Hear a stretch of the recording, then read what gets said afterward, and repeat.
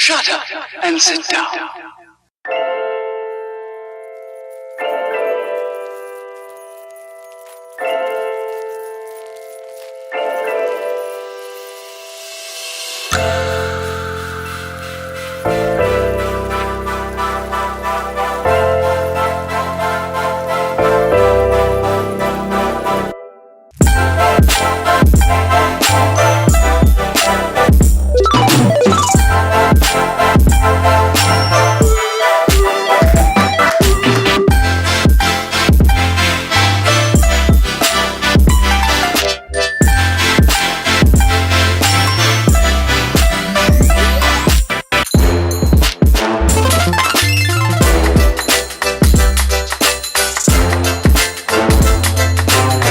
Breathing and believing.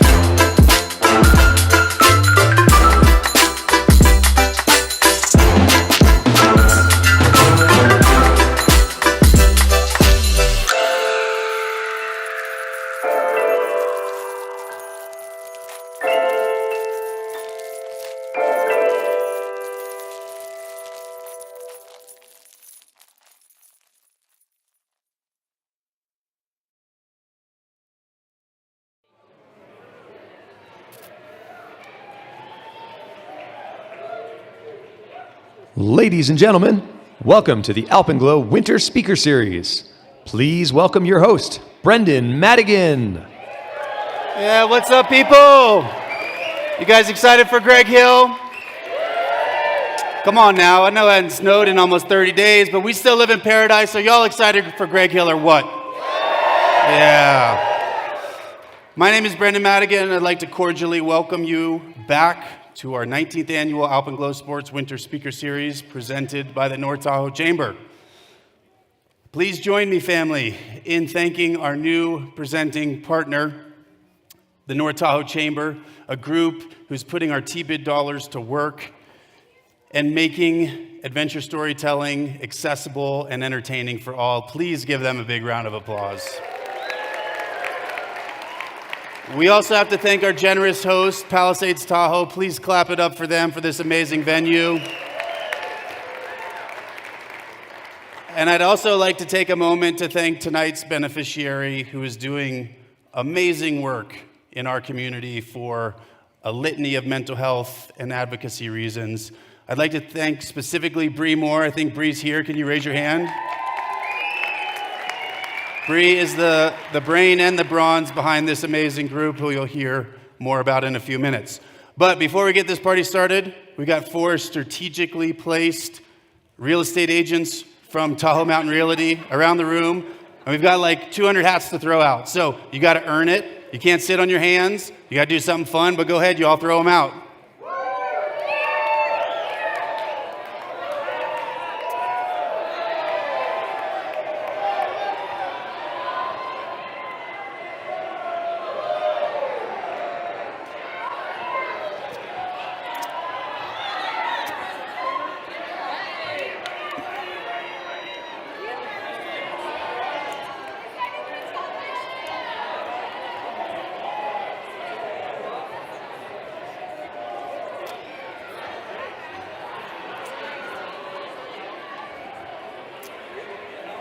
All right, our thrower in the back has captured a big audience. Folks, the agents from Tahoe Mountain Realty are really, really good real estate agents. Their throwing technique, maybe a little suspect. We love them anyway. So guys, let me see a quick show of hands. Who's lost a friend in the mountains or a loved one? Right? Who's had a close call themselves? Yeah, that ratio is a lot higher in this room than it would be in like Tallahassee, Florida.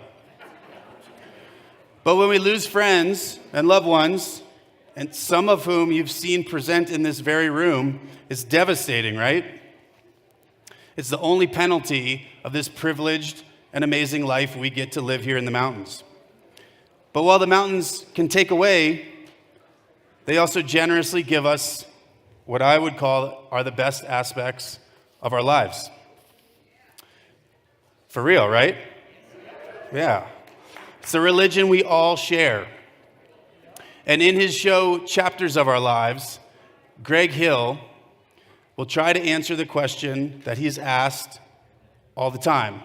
And I'm sure Cody Townsend and Adrian Ballinger and Emily Harrington and Michelle Parker and Jeremy Jones, many of whom are here tonight, get asked the same thing. And it's a question that all of us in this room can relate to. And that's namely, is a life of adventure worth the risk? It's a question as old as time. But Greg will show us how this question turned into a deep examination of his life and legacy. And I'm here to tell you, because you're seeing Greg's show, and we know Greg, and it's awesome, and he's the man, that his lessons you will be able to take home and incorporate into your daily lives. So I got to ask you, are you guys excited for Greg Hill? Wow. Well, let me see another quick show of hands. Who's never been to the Winter Speaker Series before? No shame, no judgment. Awesome. I see a lot of old heads that I've seen for a lot of years, which always makes me profoundly happy. But I see a lot of new friends, which is exciting. This is our first ever Friday Night Light show at Palisades Tahoe.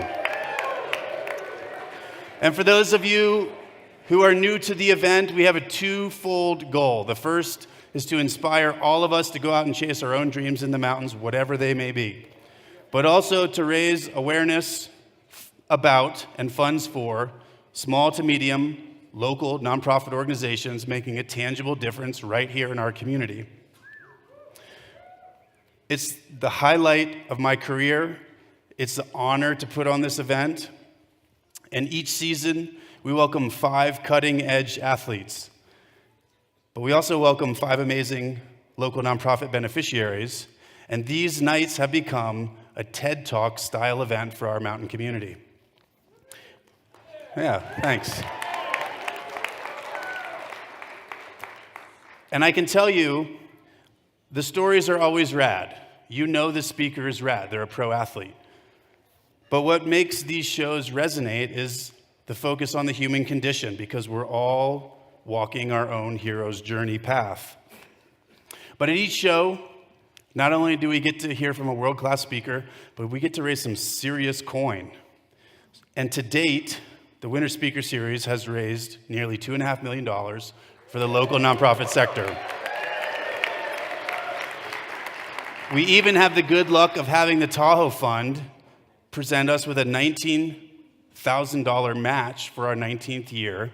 And I'm pretty sure we broke it because we raised over $7,500 tonight, so thank you to all of you. And these days, each show raises over $80,000 through in-person and online giveaways. We give away $23,000, $25,000 worth of gear. It's ridiculous. And we also have a massive infusion of capital from our 130-plus individual member donor party. That group this year, and these are folks who have pledged $100 or a lot more than that, that group just ticked the $400,000 mark for this season alone. So who can do the math on 5 shows at $400K? $80,000, 100% of which goes to each nonprofit. That's amazing. So whether you bought a raffle ticket or a beer or a happy hour, or you're in the donor party, or you want to be in the donor party, I want you on our team. Come talk to me. This is a collective that we can all be proud of, so thank you to all of you. But as you could guess, we couldn't do this alone. This is a big effort for a small shop for us at Alpenglow. We've got to thank all these amazing sponsors, whether it's global brands like Arc'teryx, who was instrumental in getting Greg here, Black Diamond, the North Face, Osprey, and then all of these local brands. I'd like to specifically tonight call out our OG supporters at Mount Lincoln Construction. Chris and his father are here. Thank you, guys. Silver Sage Sports and Fitness Lab, the homie Ming Poon, who's walking around photographing the event. And a new sponsor this year, Prosser Building Design. Let's please give it up for these amazing companies.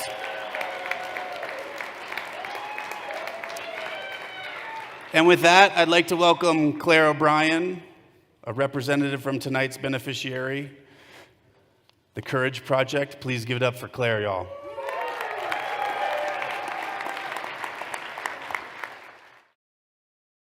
Hello, my name is Claire O'Brien. I am the M-STEEP Program Director at the Courage Project.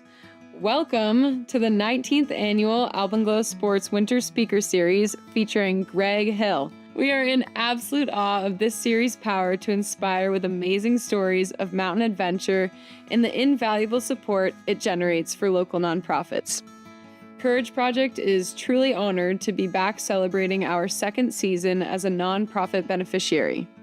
We'd like to extend our sincere thanks to Brendan and the entire Alpenglow team, to the donor party for their incredible generosity, and to all of you, thank you for being here together tonight to share your love of adventure and your support for mental health. For those of you who don't already know us, Courage Project brings mindfulness-based coping skills to life in the outdoors. Through activities like skiing, climbing, and paddling, our free adventures offer an experiential, stigma-free, and most importantly, fun way to learn science-backed skills for developing resilience to stress. Our mission is to increase access to the highest quality, evidence-informed psychological and behavioral health care for local children and the important adults in their lives. Thanks to the essential support we've received from the Winter Speaker Series and the Donor Party, this past year we've been able to both fulfill and progress our mission in ways never before possible. For the first time ever, we've been able to hire dedicated staff, including a recreational therapist specializing in adaptive sports, and myself, a behavioral healthcare specialist with expertise in sports psychology. Together, our skilled staff supports not only the youth we serve, but also our essential volunteers and community partners, without whom our work would not be possible. With this new horsepower, we've worked diligently to expand our year-round adventure programming, serving over 250 local children this past year. We hope you'll have your kids join us on one of our new Nordic skiing, rafting, archery, or mindful art adventures. Or maybe we'll see you at one of our new partner schools, teams, gyms, or community centers. The generous support from the Winter Speaker Series and the Donor Party has also enabled us to invest in our new Community Education Initiative. This past year, we've obtained accreditation from 6 professional organizations and delivered 8 distinct trainings, focusing on topics ranging from behavioral oncology to applied educational neuroscience and sport performance, educating over 400 individuals. Most notably, the inaugural Lake Tahoe Performance Summit brought leaders of our community together to learn new ways to support local athletes. This interdisciplinary experiential event was a huge success, and we're already looking forward to next year's summit, with a focus on concussion.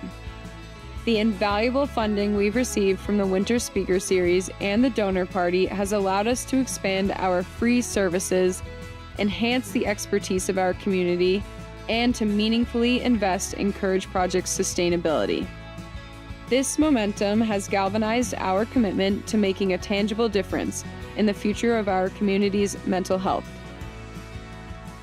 We hope you consider joining us by donating, participating, or volunteering with the Courage Project. To learn more, visit us at courageproject.org. Thank you so much for your support and enjoy your evening.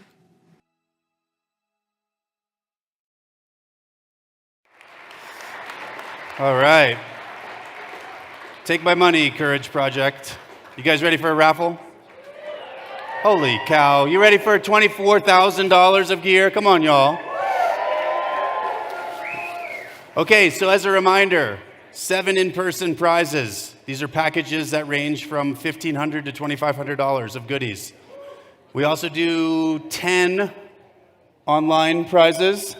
7 online prizes is why I have my trusty team here. You can double dip because the prizes are different. The prizes in person will always be the dopest because we want you to come here as humans and interact 3-dimensionally. But you can watch from home in your PJs and drink a beer on the couch with your kids. Right on.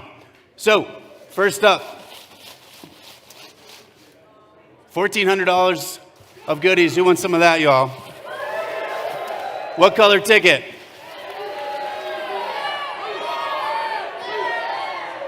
All right, I got orange. Orange ticket 976-230.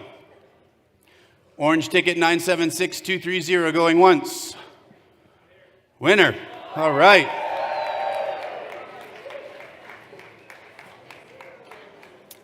I think we need to give this winner a little more enthusiastic congrats. Yeah.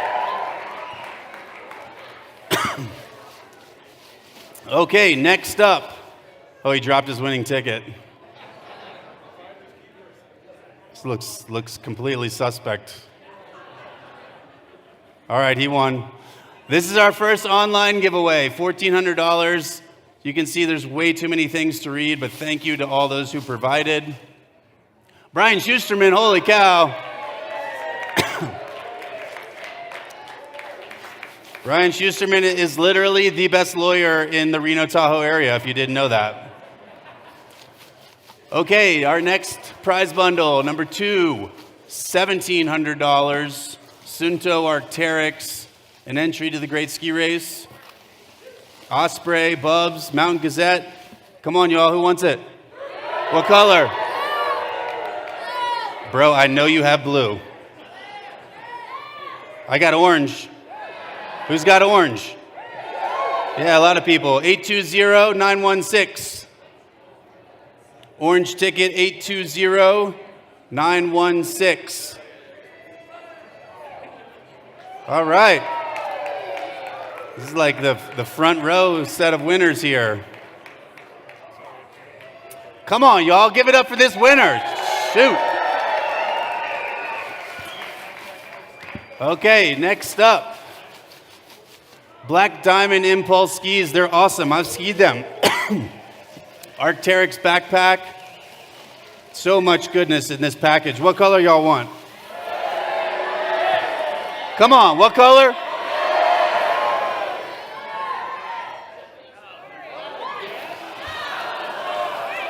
Those tickets were attached. All right, I got still orange. 976-764. For real?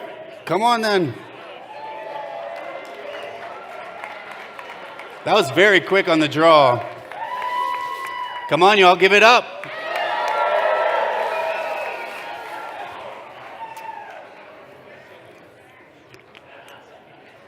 Okay, next up, our second online giveaway. Guys, we do this because we want the people watching from Truckee or Zimbabwe to be able to feel part of this party. All right, let's see it. All right, that person might be in Zimbabwe.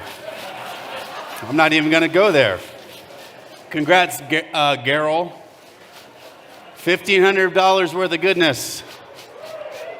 All right, let's see what we got next. More Black Diamond skis. Arc'teryx and Osprey backpacks. Headphones from Sunto. $1,900. What color you guys want? John Munson, what color do you want? Damn, there's a lot of orange tickets in here, guys. 820-186. 820-186. Come on, you can't just fist pump. You got to come claim it. All right. Come on, let's give it up for the winner, y'all.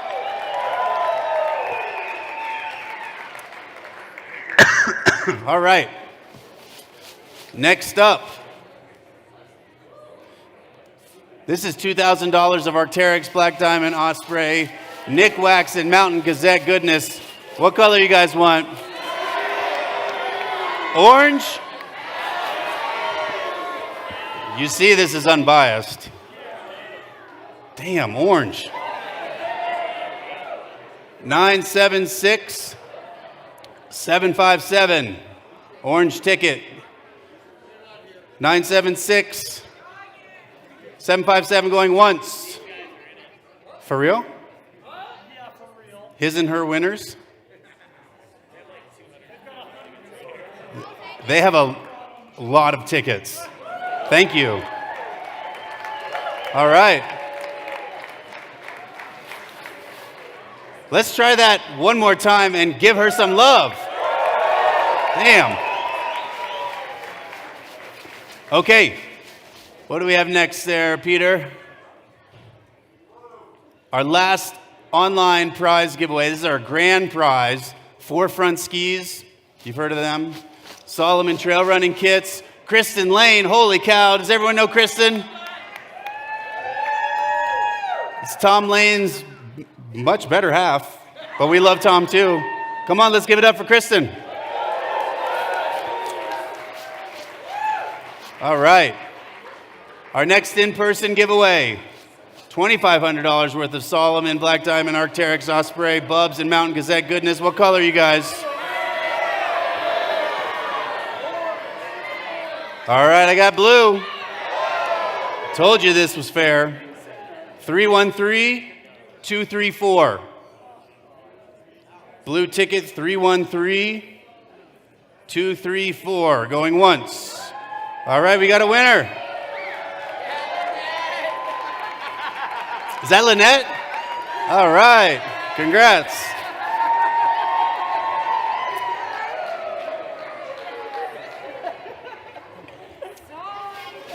We have child winners too.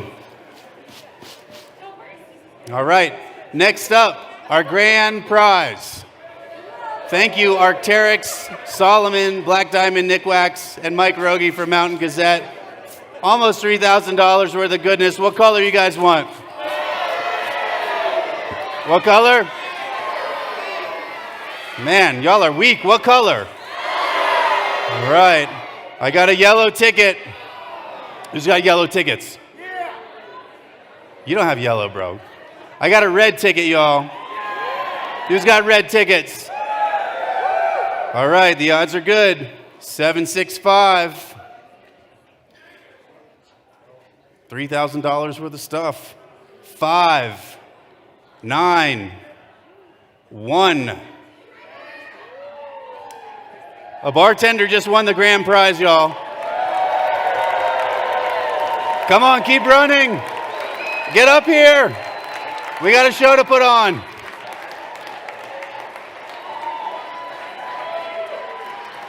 All right, y'all, clap it up. This is a first ever bartender win. She's got your ticket.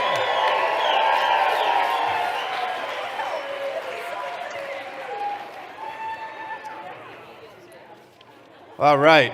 Guys, thank you for raising so much money for the Courage Project.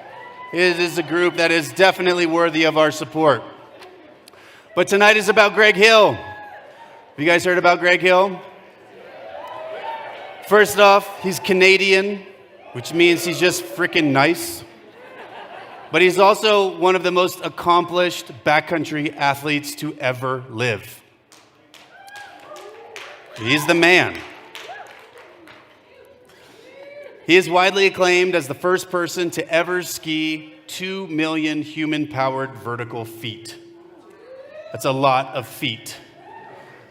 For context, that's an average of 5,500 feet a day. That's about 2.5 laps on Jake's. Dusty, correct? See, my decimal point is probably off.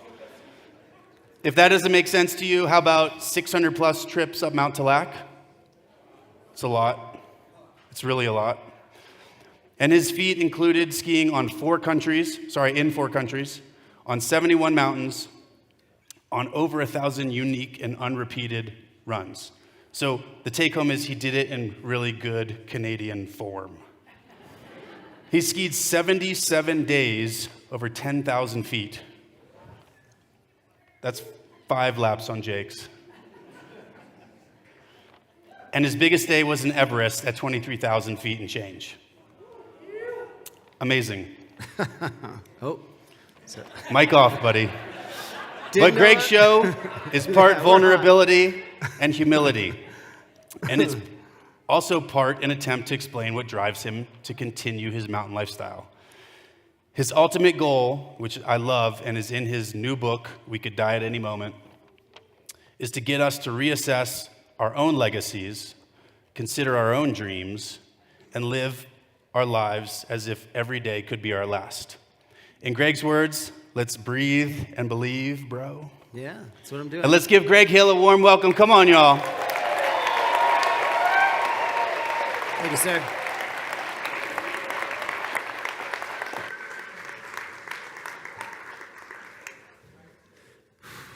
I am literally like, breathe and believe. And this is something I'm going to get on tonight, and I'll hopefully teach you a few of my tricks.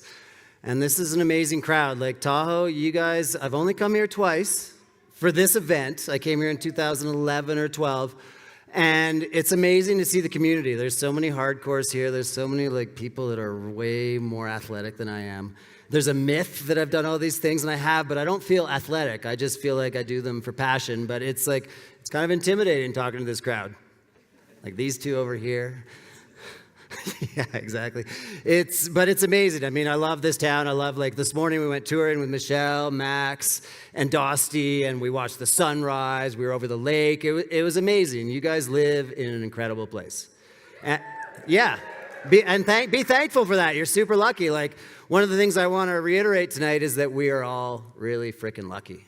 We are privileged. And remember that and bring that into your life every day, because it's so awesome to know that we're lucky.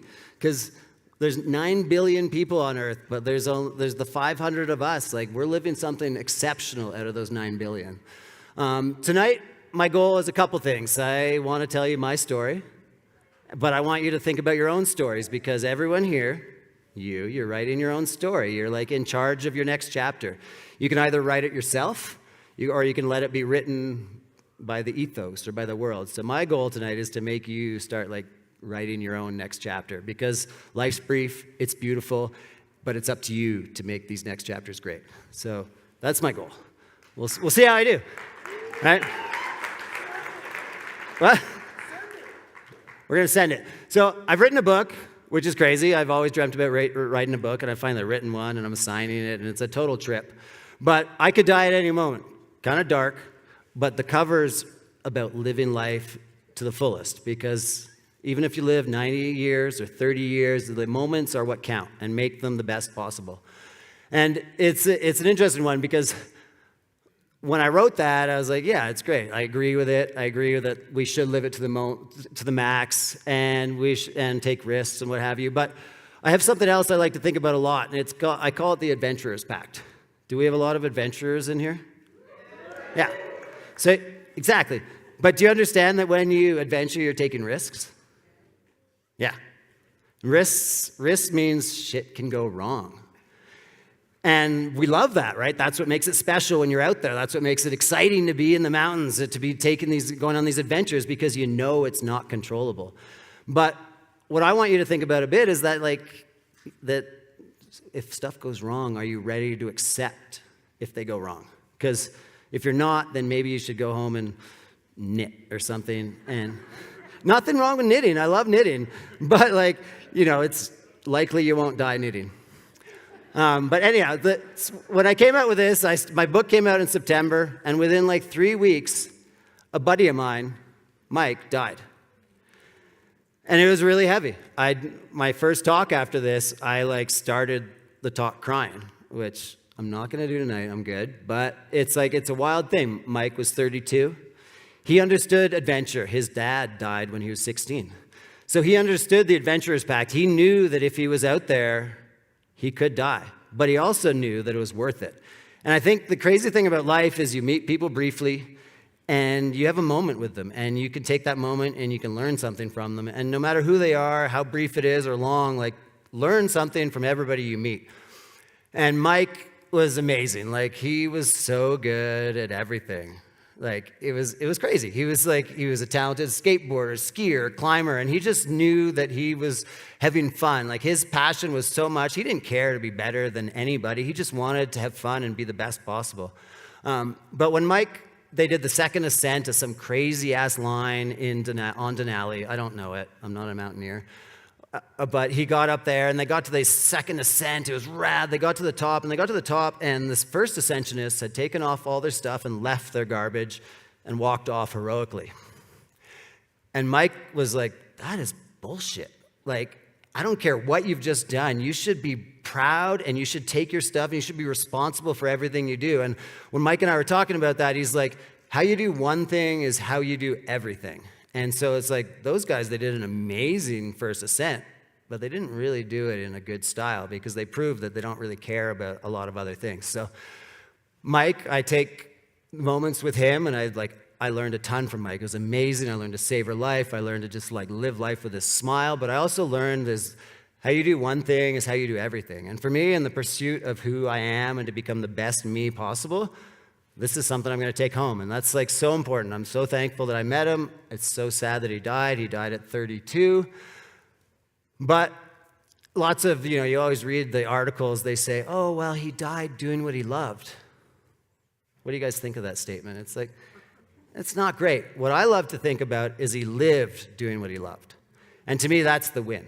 Mike lived for 32 years, but he lived doing what he loved, and he lived loud, and he lived wild, and it was amazing. And it sucks that it was 32, obviously.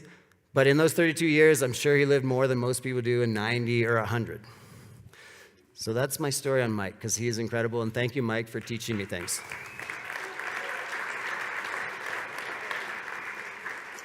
Oh, I got to pause that for a second. So tonight,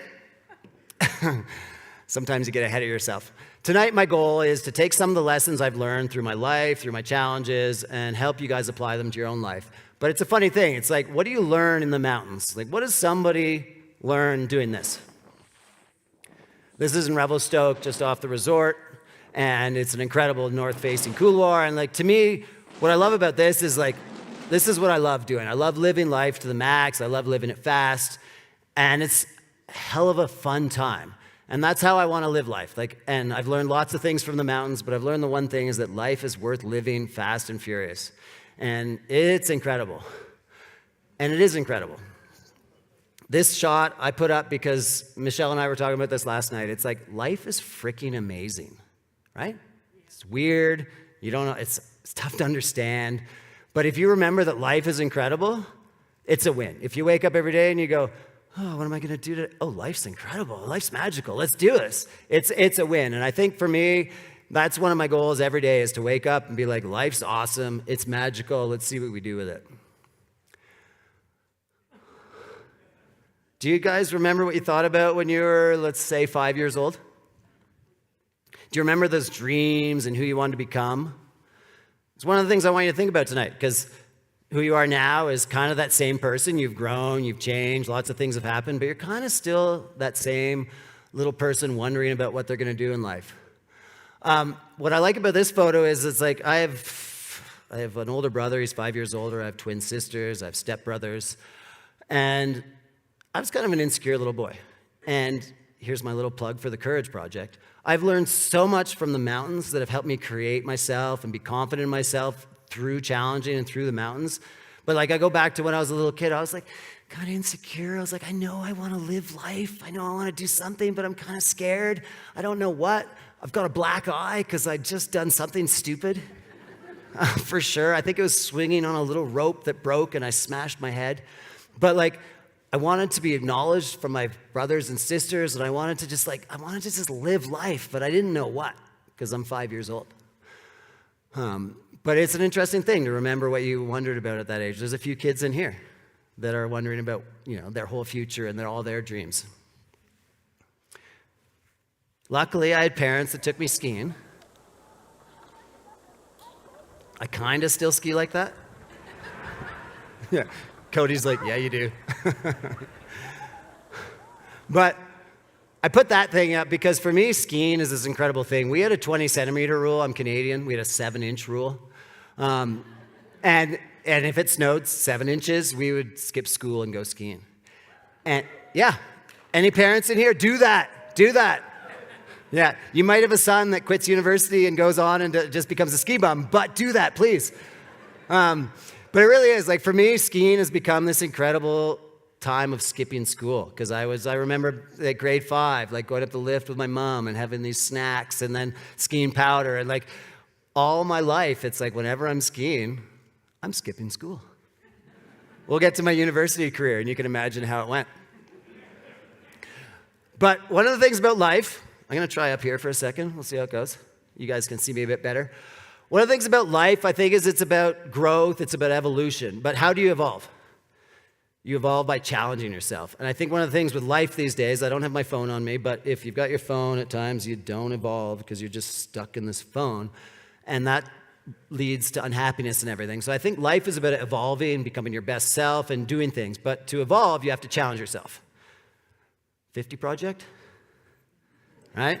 You do. You have to push. You have to challenge yourself. And so one of the things I did, and I'm so lucky in my velour shirt here, is I went tree planting. And Americans don't know too much about tree planting. In Canada, tree planting is this crazy journey that we go on, and we go and we make money. We go to university. You spend like 4 months in the bush planting trees. And for me, it's where I really became Greg Hill, this insane endurance dude.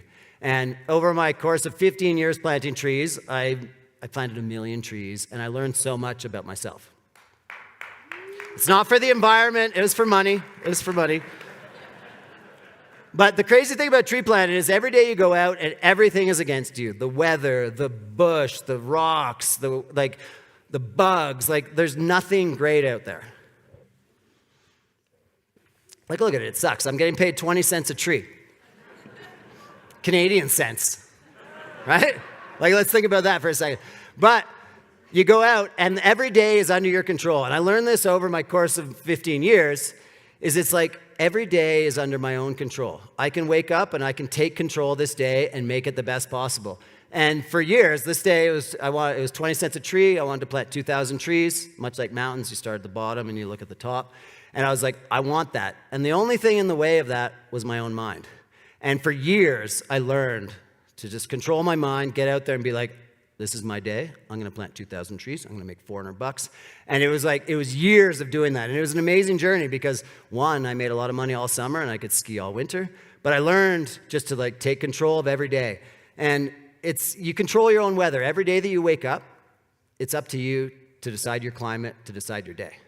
And this is going to look great. This is going to look really funny. But like some days you wake up and you're like, okay, I don't really want to do much today. And then you're scrolling and you're just not excited. That happens. Like we don't all wake up and go, oh yeah, life's amazing. But I've learned a couple tricks. And this is from a friend of mine. She wrote a book called Be a Dime. And one of her things is body. And it's like if you wake up and you stroll, shoulders down, like it's hard to get excited about life. Right? You're just like down. But she taught me, and through her book, it's like, okay, you're not feeling good. You know what you do? You change your body position, put your shoulders back, and look up a bit. And all of a sudden, it's hard to feel bad when you do this. Not bad. And then watch this next move. You do this. And all of a sudden, it's like no matter what the day was, you look up, you walk like this. Try this tomorrow. I dare all you guys. Try it. You'll have a way better day. So every day, you guys get control your day, control your weather, just like, not feeling good? Okay. I dare you. It'll look silly. I just looked silly in front of 500 people. So I dare you guys to try that when you're not feeling good. Where are we going? So, do we have any journalers here? Diary writers? Not that many? Okay, thank you. I call it a journal because it's masculine in my mind. I'm like, diaries don't sound as masculine. But I'm really happy that I kept journals going for my entire life. Because I love looking back onto what I thought about, what I wrote about when I was 18. So I know this is hard to read. Don't worry, I'm going to give you the easy read in a second. But the real desire is to live. And in the moments before I die, there's going to be only one question on my mind. Did I live a full life and did I live a happy life? This is what I was when I was 18. This is what I was thinking about. And this is what probably you guys were thinking about. What is life about? And for me, this is my goal. I didn't care about making money. I didn't care about any of that. I cared about, did I live a full life and did I live a happy life? And in the moments before I die, I'm going to die at some point, I'd love to just lie there and be like, did I live a full life? Sure. Did I live a happy life? Yeah. And then, okay, I'll take a deep breath and I'll just pass away. And like, that is my goal. And it's a good goal, right? Like, I love to think about money. We'll get into money in a second. But to me, these are the questions that when I'm dying, if I can say yes, I'll be like, fuck yeah, I lived life, sorry.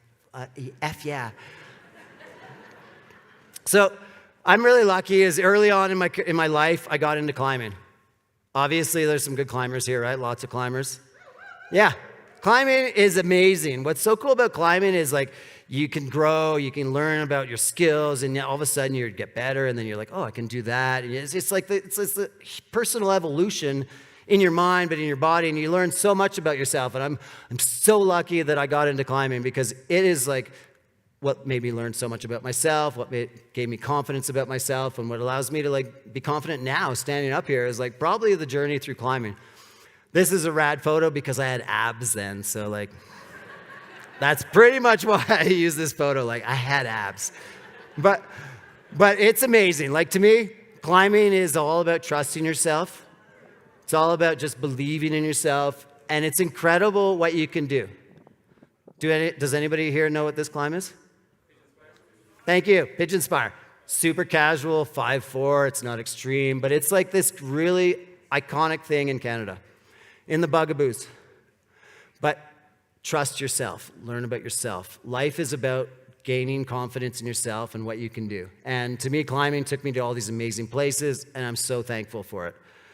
I'm not so thankful is that I dislocated my shoulder, and all of a sudden, climbing wasn't part of my life for like 20 years. But it got me into ski touring, so it works out. But like to me, climbing is an incredible journey, and I think all of us should learn so much about ourselves.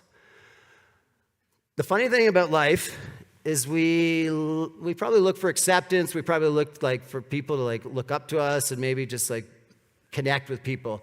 And this is me.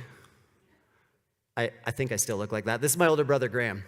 And Graham is like that older brother that did everything right. Does anybody hear of the older sibling that did everything right? Yeah, we get them. Or maybe you're the older sibling that did everything right, right? Which I tip my hat to you. Well done. But for me, Graham was 5 years older than me, and he did everything right. Crushed school, girlfriends, everything. At 26, he was a millionaire. Like, he just did everything right, which meant my dad compared me to him. Yeah. Parenting 101. Don't compare your son to your other son. But it was wild for me, and I also compared myself to him because he's my genetic brother. He's 5 years older. I'm the same as him, really. So I love it because Graham set the tone. He set the tone with working hard, searching for excellence and all that. And I'm so thankful, like, he did it. He's, like, reached the bar high. He's, like, dated actresses like Angelina Jolie. He hasn't dated her, but he's been out to dinner with Angelina.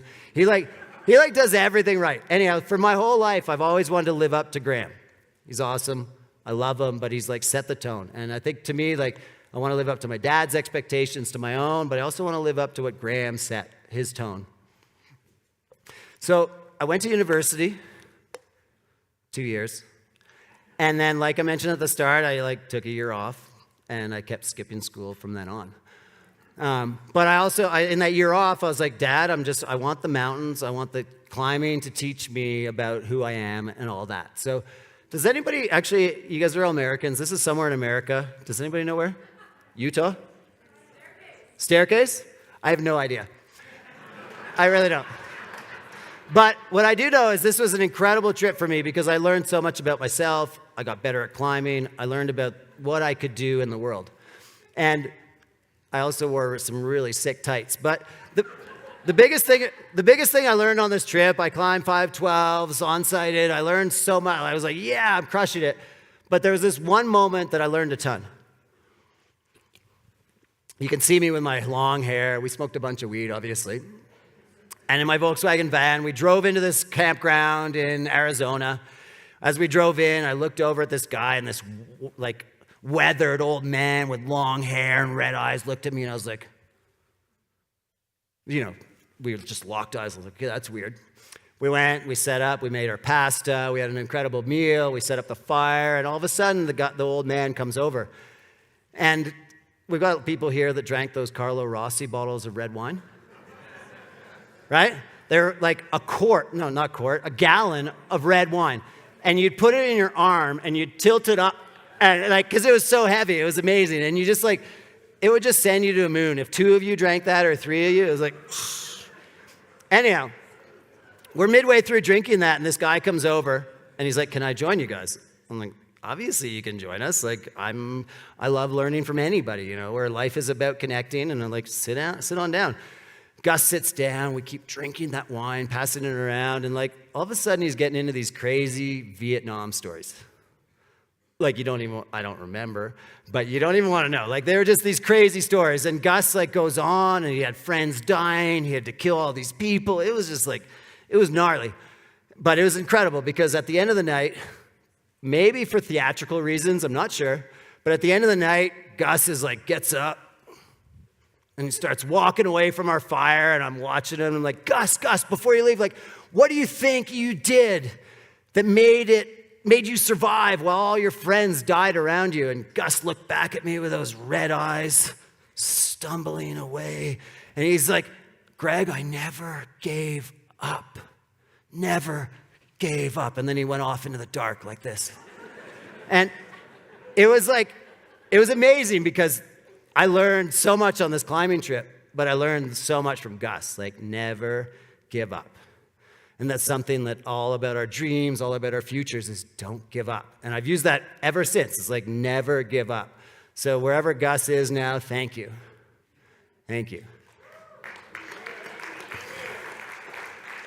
And then, back up here, next chapter of my life, I told you about climbing. All of a sudden, I went on this trip. My stepdad, turned 50, wanted to go heli skiing. We're not rich. So we didn't go heli skiing. But we went ski touring at this lodge, and this is the first time I ever put on skins. And I knew nothing about skinning. I knew nothing about the backcountry. As you can tell by my jaunts are, like, I can't even think what those are called. Cody, you make those. What are those called? Suspenders! My jaunts are suspenders. And, like, I didn't know anything. All of a sudden, I got introduced to this incredible world that opened up for me that became everything I do now. So thankful for this trip. But what's so cool about the backcountry is obviously we got lots of backcountry skiers here, right? Snowboarders. Yeah. It's amazing. And what's so cool about backcountry is it's so diverse. The whole time you're climbing up the mountain, you have to figure out where to go. There's all these safety concerns. You're having fun. And it's this incredible journey. And then you get to the top and you get to ski down. And like, I'm so thankful that Don, my stepdad, took us to that lodge. But what I learned along the way, and that I've learned since, this is one of my mountain tips I'm going to give you tonight. It's this 80-20 rule. 80% of me is like, oh, this is amazing. Oh my God, look at that. The sun, the power, like, oh my God. And then 20% of me is so scared. Seriously. Like, I've skied lots of first descents. I've done lots of wild shit. And 80% of me is like, this is incredible. And 20% of me is like, oh my God, this is so scary. And I think that is so important to know that fear is good. Questioning yourself is good because that's what will allow you to make those decisions. Like, if you're just oblivious, you're probably going to die at any moment. But 80-20, think about it. 80% enjoy, 20% be scared. And somebody the other night was like, that could be in your group too. 80% of you could be totally oblivious, as long as 20% of you is like, holy shit, this is really scary. The mountains are scary. So 80-20, I learned that a ton. And what I love about this is like you get to the top, you get to shred, it's incredible. You're like, yeah, this is the best. But you can see I can't zoom in, go in there and like stretch it, but you can see I'm looking back over my shoulder. And that's that 20%. It's like 80% was like turn, sweet, turn. And then 20% is like, holy shit, Greg, look back, make sure there's no avalanche following us. So 80-20, keep scared, because that's that whole adventurer's pact. Like if we don't have fear, we're not going to make good decisions. And when I was young, I was fully naive to that. I was like oblivious. I was excited. I'm so enthusiastic, you may have noticed. Even then, even more then, I'm 49 then, I was like 24 in this photo. But enthusiasm is my weapon, it's my tool, it's what drives me to do great things and wild, but it's also a total weakness. And I knew right off the bat, I'm like, I'm going to kill myself if I don't learn. So I started learning from mentors, taking courses. I was like, I'm going to do anything I can to learn from somebody so I can get out there and do the right things, because this is incredible, but it's dangerous. So I took an avalanche course. AST, it's a week-long, not AST, this is an avalanche level 1. It's like a week-long course. And in the morning, we're watching all these videos, or the day before, and you know those videos of the avalanches that are coming down, they take a camera, they put it in an avalanche path, and it's like this crazy cloud. And they're wild. I was like, wow, that's crazy. Avalanches are crazy. And then the next day, we're out there, and we start touring up. Can you see that in the back, little red light? Anyhow, we're touring up here, and there's some people way above us. And the guide's like, what do you guys think about those guys? And I was like, I don't know enough. It snowed for 6 days. It's the first sunny day. I don't know. And we were wondering about them, but we're down here by the trees, and these trees are hundreds of years old. We just sneak out a little bit. And then we're digging the pit. We're learning about the layers and the intricacies of snow science. And then all of a sudden, it's like the guide's like, avalanche. What? Avalanche. And we look up, and it's like those videos we were watching. We're like, wow, it's incredible. It's like the videos. Oh, wait, wow. And then we run into the woods, and the whole thing goes by. And all of a sudden, we're part of a rescue on an avalanche course. It's crazy, right? It's absolutely like, oh, I'm learning a ton here. And what's more crazy is, yeah. Good way to learn, right? But this is the dark part. I make humor of it, but 3 days before, the guys I was touring with, Shane, turned 23. We had this incredible day. Shane and I were like bonding over mountain knowledge and what he was going to do and his dreams for learning, his dreams for skiing this couloir, everything. It was amazing. Shane was like full of life. He was 6'2" surfer, just like loved life. And I was like, oh my God, this is incredible.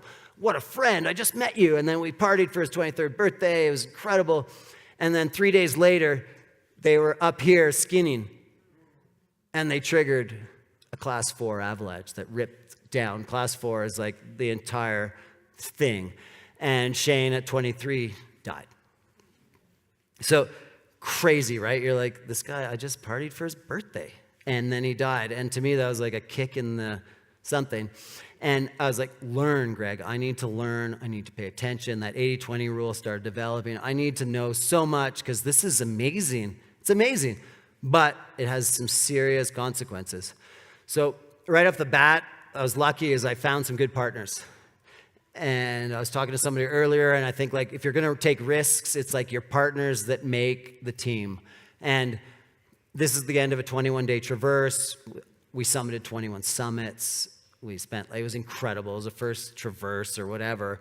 And it was incredible. But like to me, what made it safe was these two guys.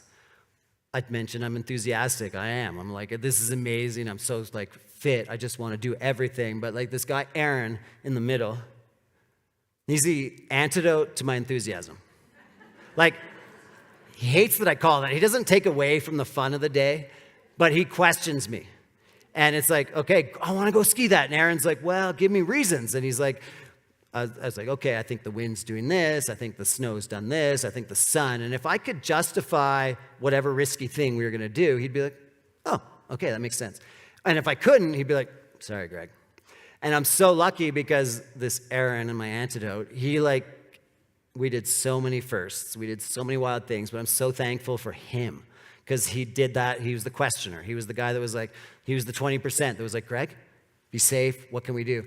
And it was incredible. Thanks for Aaron. And then the guy on the left there, Ian, was my stepbrother, and he's like, never say a bloody word. He wouldn't. But then when he did, you know what we did? We paid attention. We're like, okay, whatever you just said, we're doing that. And it was a wicked combo of the three of us. We did so many great things together that added to success, but it was the combo of different personalities. It was the combo of different ways of looking at things. We had the same objectives, but we looked at it differently. And I was so thankful that luck brought these two partners into my life. And what a lot of people don't know is that Ian on the left there, he was one of the first real people to take hard boot split boarding to the mountains. He did the Bugs to Rogers Traverse. He did all these incredible things on hard boots, and nobody knows about him, which is awesome. He's like the unsung hero, who are very important in life. So, back to me. Yeah, I know, the helmet's terrible. So at this point, I've quit university. My dad's sending me letters. He's like, Greg, what are you doing with your life? You know, your brother does this, your brother does this.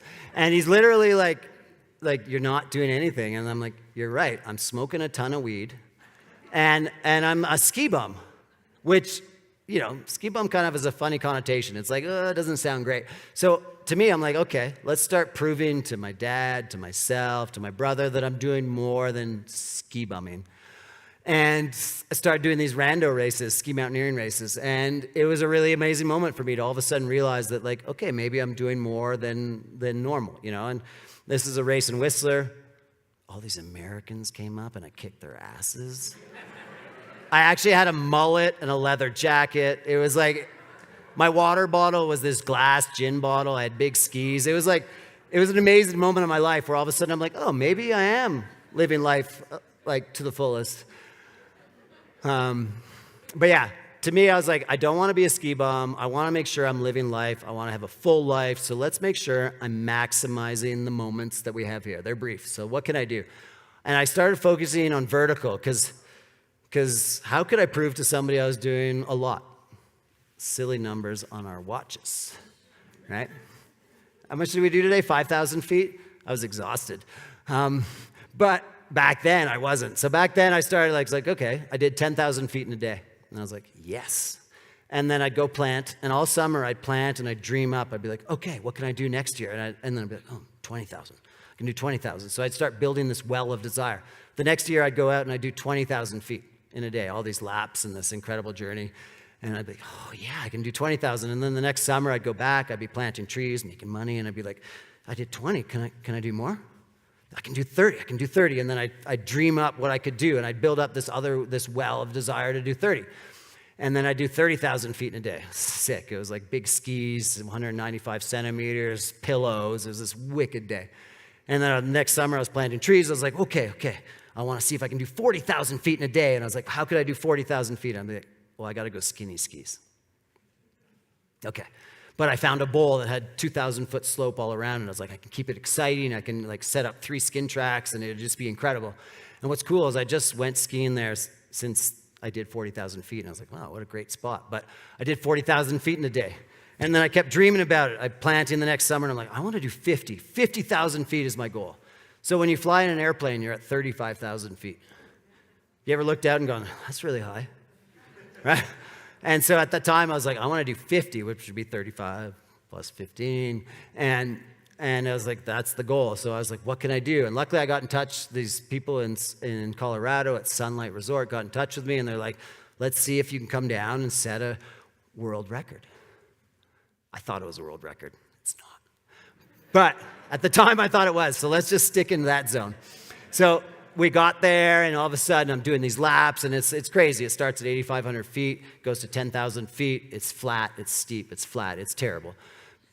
But I've trained all year. I'm ready for it. So I go for it, and I spend the whole 17 hours. I'm leading the gang. I'm going. I'm just charging and trying to figure out how to do it. And I'm like looking at my watch, and because of tree planting, I do the math. I'm like, all I do is simple math. It's not complex. It's like 22 hours, 2,000 feet, 21 feet, 50,000 feet. I'm like, I'm on par.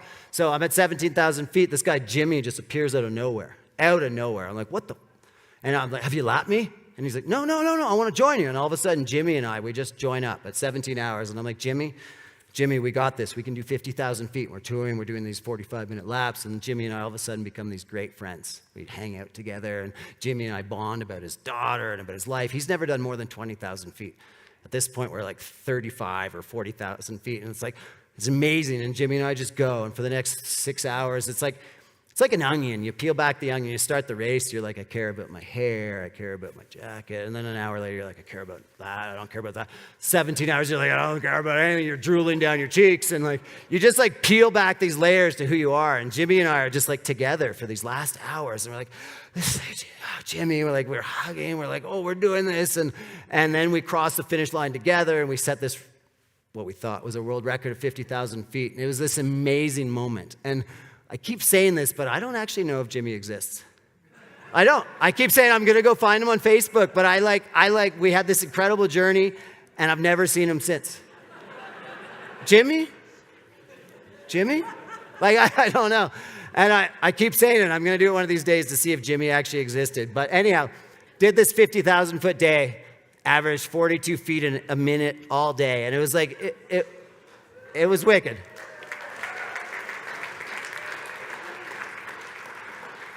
But something I haven't mentioned is at this point, I'm risking lots. I'm doing all sorts of stuff. And I really think about risk because I know I could die at any moment. And I think about that a lot. And I love it. The mountains fill me. But all of a sudden, I have a kid. This was actually my pit crew for my first 50,000 feet. A 6-month-old, my wife. My wife was like feeding my daughter, getting my skis ready, my food ready, feeding my daughter, putting her to bed, getting my skis ready. It was insane. But it was this big moment where all of a sudden I had like somebody that I'd created that was going to look to me to grow them, to make them this incredible human. And I was out risking it. And I started like realizing that risk has serious consequences, not just to me dying, but to my wife and to my daughter. And more so to my kids because like I kind of promised them a great life. And at this point, I start writing letters to my family on my computer. I don't tell my wife. Up to this point, I've kept my wife kind of oblivious, and it was tactical. I didn't want her to know how crazy I was. I wanted her to just think, oh, Greg's just going out skiing. He's safe. He's certified. And she didn't know. She didn't know I was triggering avalanches and like escaping. Like she didn't know. But on my computer it was like, dear family, this like letter that I was trying to explain why I risk, why it's worth it. And it was like a short letter, but it kept getting longer and longer. And eventually it became a book. But it was a letter to these guys to be like, if I die, I want to give you something so that you know who your dad was and why he did it.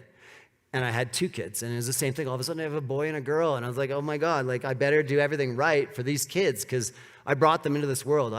By bringing them into the world, I promised them a future with me. And if I'm not here, I want to give them something to remember me by. And it was a wild moment. I was still crazy, risking lots, skiing crazy shit. But I also, in the back of my head, I was like, oh my God, this is heavy. But I still had a need to prove myself to myself. My dad at this point, I think he might have stopped writing me letters. I'm not sure. Does anybody here write letters to their kids? I don't. But it was like I was still like trying to prove to myself that I was exceptional, that I was living life and something. So I decided to climb and ski 2 million feet. And I started thinking about this in 1999. And there's a lot of people here that were thinking like, why 2K? You remember how crazy that was? Why 2K? Like computers were going to shut down. It's not. But it was like, it was a moment, right? And in my mind, I was like, I did 5,500 feet, and I was like, wow. And I did my simple math, and I was like, 5,500 feet times 365, 2 million feet. If I do a vertical mile every day, I could do 2 million feet. Turns out in 1999, 2000, I did not have the skills, I did not have the fitness, but for the next 10 years, I kept dreaming about it. I kept being like, how am I gonna make this happen? So during that time, I did the 50,000 feet, I worked up to that, and then I did 1 million feet in a season. And then I was like, but the season was 7.5 months, so not the math to do 2 million feet. And then I was like, okay, let's get faster on 10,000 foot days. And then I did an 80, 10,000 foot days one season. I was like, I'm getting this, I got this. Finally, one night, I don't tell people about my dreams. You don't want to share something until you're actually doing it. So one night I got my wife drunk and I was like, honey, guess what? In a month, I'd love to go and do 2 million feet next year, and we're going to go to Chile and Argentina. Arizona, there's some skiing in Arizona. I didn't go there, though. But I told her we were going to like have this incredible year, and I kind of painted it as this amazing year, and I just like, it was time for me to try 2 million feet. 2008, I was like, I was kind of scared, couldn't do it. 2009, and then once I was like, okay, man up, Greg, you got to go try this. So 2010, Jan 1st, I was like, I got this. I didn't have any money. My sponsorship was pretty weak, but I was like, screw that. Life is about living a full life. I'm going to do this. And we set out on this adventure. And I live in Raffle, British Columbia. And I got all these incredible friends that are adventurers. And at this point, everyone was fit. And it was so awesome. We're just like climbing and skiing all these different things. We're shredding pow. It's like, it's as good as it can be. You know, loving it. And then, you know, there's always hazards. There's shit you got to watch out for. Don't worry, I didn't hurt myself. But it's wild. It's like, It's full adventure. Don't go there. It's about excitement. Awesome. Tired. But another amazing day out here. Just boot packing, shredding, summiting. God. Yeah. It was the best year. I'm shredding with all my friends, all these snowboarders, and I'm just like, it's sharing these incredible moments. And it's so much about your buddies and community and just like skiing things you've never skied, this avalanche couloir, and just, this is where I started wanting to become a snowboarder with this turn right here where you're like, oh yeah. Something about McGilvery. Just ticked over 500,000. March 24th. So I'm about a week ahead. What's the first thing I think? I think, awesome! Time to focus on 1 million. But with that, it's been amazing. It's been excruciating. It's been challenging. It's been exactly what I'm looking for. Something to really focus on, something to commit to.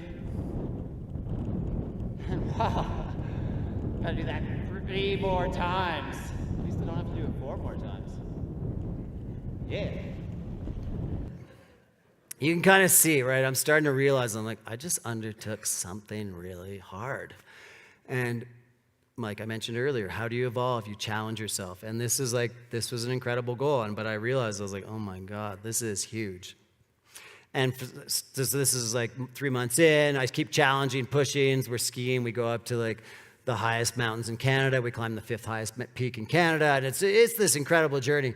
But the whole time I know I've triggered avalanches. We went to Chile and Argentina, and I was walking up this gully, and this huge ice chunk came down and like hit me in the face. And luckily it just hit my lip. But I was like, oh my God, like I know what I've done. I know what I've triggered. And I'm like, okay, I've written letters to my family. What else can I do? And I was like, let's start making videos for them. Wow.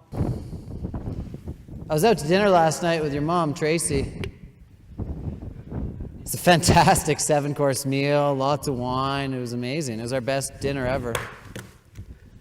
But midway through the meal, she said something that made my heart just totally drop. She said that as a kid and throughout her whole life, she'd always imagined that she'd be a single mom raising her kids. That really hit home.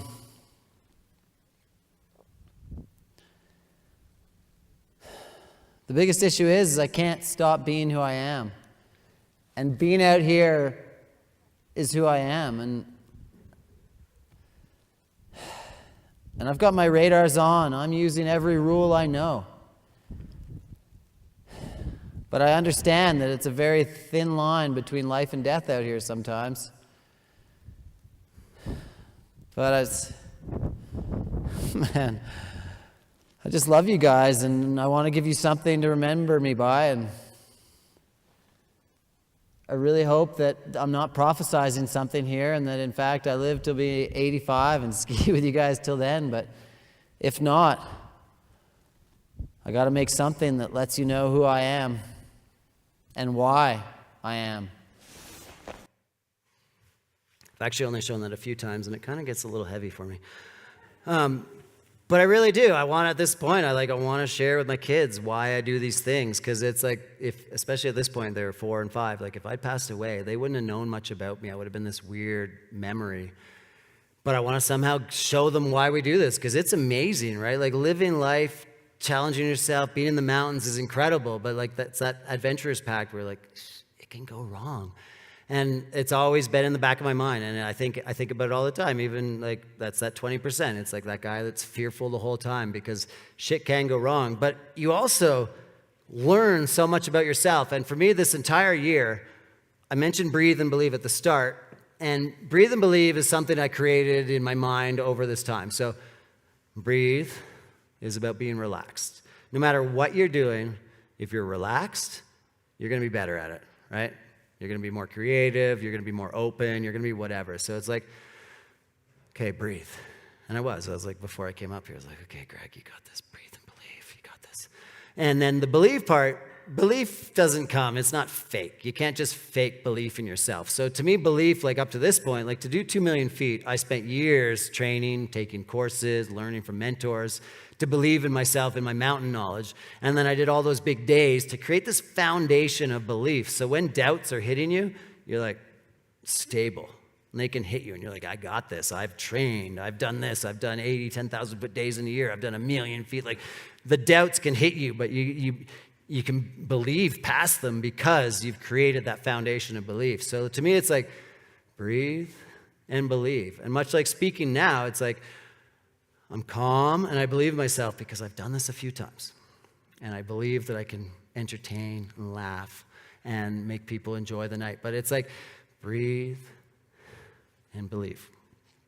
And what's so awesome about all these challenges is like pushing yourself, evolving. You learn so much about yourself. And that's where I've grown in the mountains. That year I'm glad he told me the numbers because I kind of start changing them a bit. But I did 71 different mountains. I did 77 days over 10,000 feet. I'm quoting Brendan right now. And it was this incredible year. It was like so many firsts and first descents here and just incredible journeys. And then at the end, it's like, what makes things worthwhile? If at the end somebody had been like, here's a bunch of money, we would have been like, cool. But in the end, what really resonated and what really has lasted is the emotional reward from challenging myself, from doing something I doubted about the whole time. Oh, yeah? Yeah, there she is. Yeah.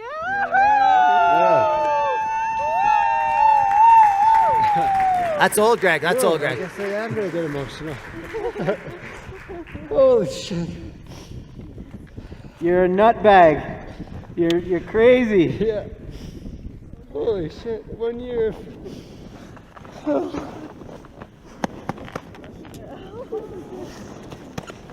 Yeah, Don got me started back there. We were talking about it. Wow. Well, what better place to finish it off than Rogers Pass? With friends and family, for sure. And frozen tears. It's amazing. I mean, that is the emotional reward. That is what makes life exciting and enjoyable, is emotional rewards. And I didn't realize at the time, I'd been watching that watch every night. I've been stressing about it the whole time. I didn't realize that I would actually cry. And it was so cool to be like, oh my God, I don't have to worry about this stupid number anymore. What's so cool is that watch was so important, and now it's in a drawer. Batteries are dead. It doesn't matter. But it really taught me a lot. And what I love about this is that was my evolution. A few years later, Aaron Rice did 2.5 million, a little less adventure, a little more vertical. And then this year, this guy Noah Dines has just done 3.5 million feet. That's a lot. That's a lot. He averaged 9,800 feet a day all year. Yeah. It's amazing. He came to my talk, and I wish he was here because we could clap for him. But it was incredible. Obviously less adventure, skinny skis, but he showed what people can do. He showed what he can do. And I love evolution. It's all about, I took it to this point, somebody took it to that point. And it's so exciting to see. And the whole time I was always cheering him on, online, on my phone, just go Noah. And to me, it's insane because he didn't have a lot of adventure. He just had a lot of skinny skis and a lot of vertical, but it's so cool to see somebody push his limits and see what they can achieve. Now I'm dropping into some more risky shit. 8,000 meter peaks, we all know they're the big things. They're the highest mountains in the world. I'd never done one, and I got invited by the Dean of Fit CEO. He said, come film us. I'm going to set this record. And this was a crazy thing because this was my first real, obvious view that risk is real, that people can die doing these things. And it was crazy. We got up. It's we were supposed to go to Tahoe, which is the 6th highest peak and very easy, which was sweet. I was like, sweet, it's easy. You look at it. And then all of a sudden we went to Manaslu, which is I'm spitting here. The Manaslu is one of the more dangerous 8,000 meter peaks. It's an entire avalanche slope. It's so scary. But we went there, and I was like, I'm going to use my mountain sense. We're going to figure this out. I also wanted to go there because I wanted to go across ladders, across crevasses, and do all these crazy things because this is an 8,000 meter peak. It's they're myth. They're incredible. But I kind of had this feeling something could go wrong. And you can see the lineup of people here. And I was like, there's seracs. I'm like, stuff's going to go wrong there. It's so scary. And then you look here and you're like, wow, this is a serious mountain. And look, it's an avalanche slope. Do we have any avalanche technicians in here? Can somebody tell me what all this stuff is on the ground? The thing is an avalanche slope. The entire thing is an avalanche slope. And it might be hard with my little laser here, but the whole thing's an avalanche slope. Yeah. And there's a camp over here that you just can't see. And then up here is another camp. It's crazy. It's in my mind, I'm like, this is a crazy thing. How do I stay safe? Hoji and I were talking about it, and I didn't really know. But I knew I had some mountain skills, and I could do my best. We went up to 21,000 feet. We skied incredible powder. It was really cool. But the whole time, I'm like, shit, something's crazy here. But I found a camp spot for us. And it's a cool camp spot because all this steep stuff over on the left, that's not going anywhere. You can see a tiny avalanche here. And there's a massive moat. We're on a castle. Nothing can get to us. And I'm happy with this. I'm like, this is good. We can do this. And these are Germans. I'm with all these people that don't know me. I don't know their risk tolerances, but I'm like, this is okay. We got 2 tents. The majority of tents can't actually go there. But we got a spot. So I'm kind of happy with it. It snows 6 feet. We go back to base camp. It storms and storms and storms. And the crazy thing about all these big mountains is you have one window of opportunity. You're there. You've spent whatever it is, $20,000, and you're like, I want to climb this big peak. And you're kind of forced into the conditions that come. So anyhow, it snowed all those feet. We hiked back up to this camp spot. and my camp spot's buried. You can't even see these yellow tents. They're all buried. And we start digging them out, or I start digging them out. I got my shovel, I'm digging. I'm looking at my partners. I'm like, why are they not digging? Digging. They're still not digging. And then eventually they're like, hey, Greg, can we borrow your shovel? And you're like, wait a second. Like, I don't know about you guys, but shovels are synonymous with mountain travel. Like, and then I realized my beacon's not going to matter if I'm the only guy with a shovel in my crew. And it's crazy. Like, you laugh, but at this point, 2012, in the Himalayas, nobody wore beacons. They figured if something happens, it's going to be so freaking big, it won't matter. And it's a wild moment when you're like, okay, my partners don't have anything. And then I look at our first aid kit, and I like to say that it was the size of a Bible, because basically it was a prayer that nothing would go wrong. But seriously, like, I was like, what am I doing with these guys? These guys don't have the same risk tolerance as me. They're like, we talked about climbing mountains. They're like, it's a me against a mountain. It's me against the mountain. I win. And I was like, I thought we would like work together with the mountain. You know, I understand you. You understand me. We work our way up safely. And they're like, no, I conquer you, this mountain. And it was wild. But yeah, we get back up. We dig out the tent. We go to bed. And we're like, let's get up in the morning and let's go skiing and back up to that 21,000 foot line. Like, we had good turns. And we wake up in the morning and it's minus, damn Fahrenheit conversion. It's minus 20 Fahrenheit. Is that cold? Okay. It's minus 20 Fahrenheit. We're in our sleeping bags and we're like, okay, we don't want to get out. And Robert, my tent mate, I was like, do you want to get out? He was like, no, let's stay in. That wasn't a German accent. Let's stay in, Greg. And we talked to the other tent mates, and they're like, yeah, Greg, we'll stay in the tents. And we stay in the tents. And then, like, 45 minutes later, you can't sleep at elevation, rarely. So we're sleeping, and all of a sudden, our tent gets, like, hit by winds. Like the craziest winds. I'm like, what's going on here? Kind of oblivious. And then all of a sudden, the wind stopped. I'm like, oh, my God. And Robert next to me goes, Greg, there's been an avalanche. And I'm like, holy shit, all of a sudden there's voices and I hear people screaming for their friends. And like, I showed you that lineup of people. There's all these people that I knew were camping up there. And it was crazy. Glenn Plake was up there with his partners. And I was like, oh my God, I know these people. Like, they're up there. And you could just hear them like shouting for their friends. And all of a sudden, we are the first responders to an avalanche that took out that camp.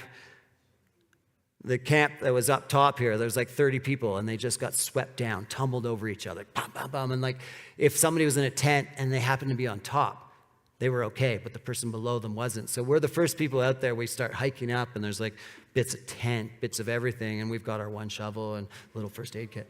And we start digging people up, and there's like, it's obvious, this is a death zone. People are everywhere, they're dying, and it's crazy. We dig people up, we can only help those that are on top of the snow, and it's this insane scene and heavy. Like, I've never obviously encountered anything like this. Like, there's people with dislocated shoulders, there's people screaming, there's crying, and this girl, Catherine, I start helping her, and we get her all stabilized, and she's just, all of a sudden, she's there, she's breathing, and we're talking to her because we know her name's Catherine, and I'm French, so I'm like, Catherine, ça va? I'm like talking French, and then eventually we just watch her just like, and I hope nobody here has ever watched anybody die. It's a crazy thing. And it's heavy. But all of a sudden, we're like, we can't help with her. We start digging up other people, and there's more people that help, and we got this crazy rescue going. And then at one point, I'm like, I'm filming this because I'm a filmer on this trip. I think I forgot to mention that. I'm filming everything. So all of a sudden, I stop, and I'm like, let's deal with how I'm feeling. Oh, it's the next one.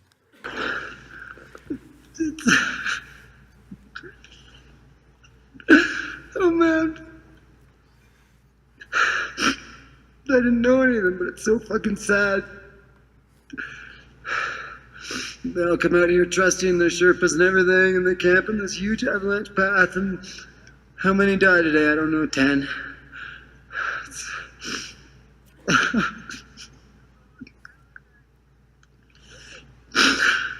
God. We're so lucky because we decided to sleep in and hang out and wait. 1 hour different, and this would have been us.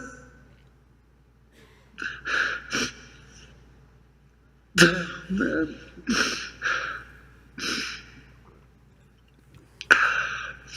So sad.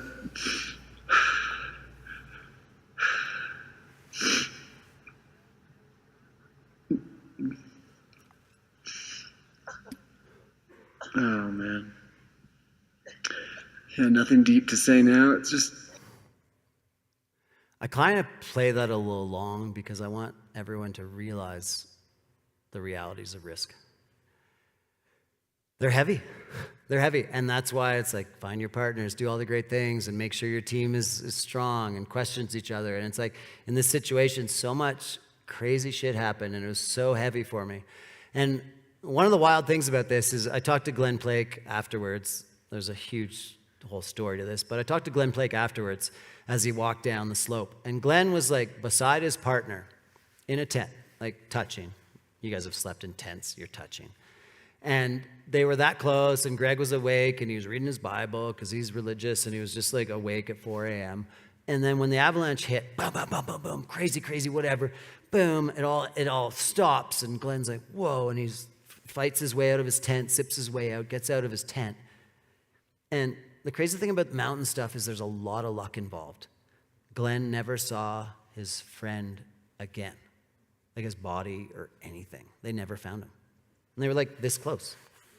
And it's like, to me, that just blows my mind because that's how lucky we get sometimes, or unlucky. And that's what, like, that's the reality of it. And like, to talk to Glenn right after that when he walked down, we had coffee and I talked to him. We spent an hour just like going through what he just went through. But like, to me, it blows my mind that luck can be that close. Like, they never found Remy or Greg, his two partners. So crazy shit. Okay, I got the next chapter. So after that, that was a cool scene because, not cool, sorry. That was good. Like, it was all about somebody else. Like, we almost made a mistake, but I got away with it. And it was easy to be like, oh yeah, they got unlucky. And at this point in my life, 2014, so 2 Mill Hill is what I got nicknamed after I did 2 Mill. And what's funny about doing something and all of a sudden becoming quasi-famous for something is when you meet people, they look at you differently. You read, oh, I'm Greg, and they all of a sudden their eyes, oh, Greg Hill. And no matter how good you are at self-analysis, at berating yourself, when enough people be like, oh, you're Greg Hill, you start to feel good about yourself, and like maybe like grow an ego. And then you're like, yeah, 4 years of meeting people and be like, oh, you're Greg Hill. And you're like, oh, yeah, I am. Even though you're insecure about stuff, you're like, yeah, fuck yeah, I'm Greg Hill. And you start thinking about it. And then, like, no matter what you do, it grows. So at this point, I was like, yeah, I'm Greg Hill. And then I did March Madness, which was like a new challenge for me because I'd done as much as I could in a day. I did 50,000 feet, and then I did 2 million feet in a year. And I was like, I'll do March Madness. I'll do as much as I can in a month. And I'll make it different runs, and it'll be this crazy adventure. And so I did 330,000 feet in a month. I averaged 11,000 feet of backcountry adventure. And I was like, fuck yeah, I'm Greg Hill. I'm super fit. And like really started thinking like, oh yeah, my head's like way bigger than this hat. And then I took the full ski guide exam, ACMG, Association of Canadian Mountain Guides. And I got certified as a ski guide. So not only was I super fit and Greg Hill, I knew my shit. So like, I must have had like some serious arrogance in my step, you know, just like, yeah, I'm Greg. And these guys, I'd never done a single adventure with them, and we'd go to Pakistan.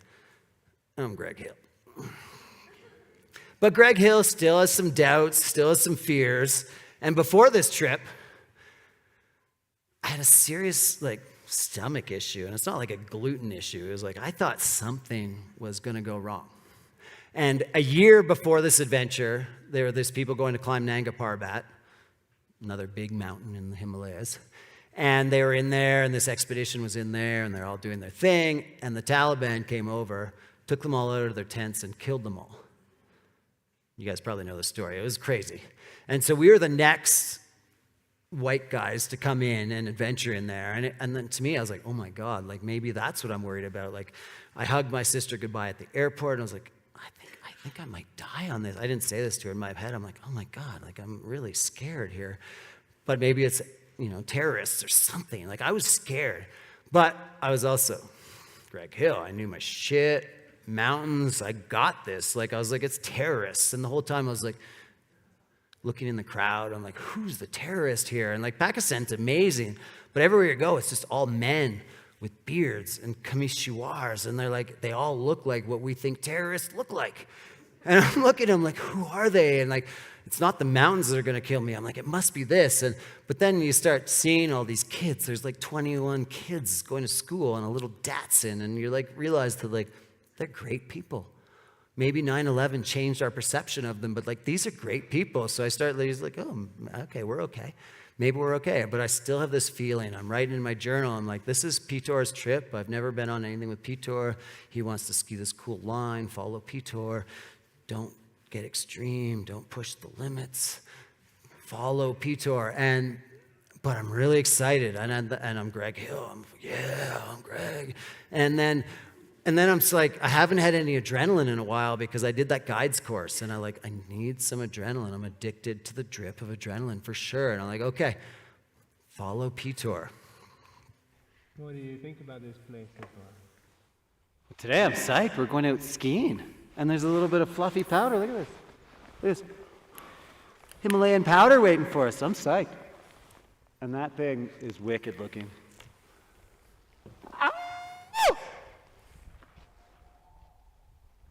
We're going to ski that big line right above us right now. It's up to 6,500 meters, 20,000 feet. It looks amazing. 23,000 feet. It looks incredible.